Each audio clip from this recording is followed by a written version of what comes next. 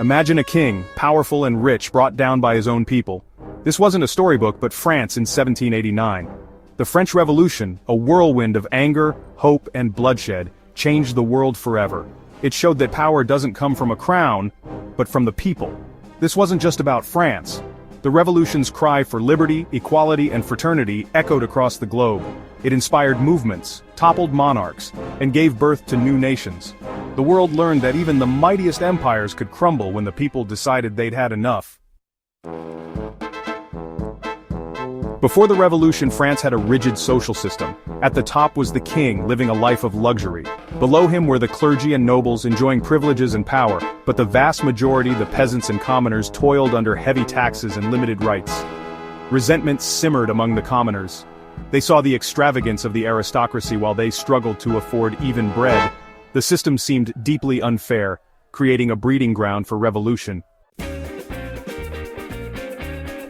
New ideas were sweeping across Europe, challenging the old order.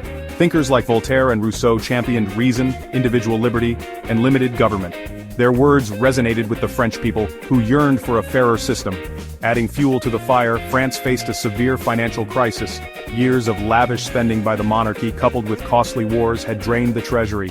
The king's attempts to impose new taxes on the already burdened populace proved to be the final straw. Section 4. The storm breaks. From estates to Bastille. In 1789, King Louis XVI, desperate for funds, called a meeting of the Estates General, a long-dormant assembly representing the three estates of French society. The commoners, representing the majority, demanded real change and greater representation. When their demands were ignored, the commoners formed their own National Assembly, defying the king. The storming of the Bastille prison on July 14, 1789, marked a turning point. It symbolized the people's power and their determination to dismantle the old regime.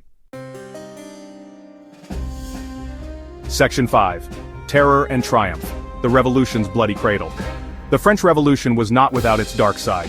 The Reign of Terror, a period marked by extreme violence and mass executions, cast a long shadow over the revolution's ideals.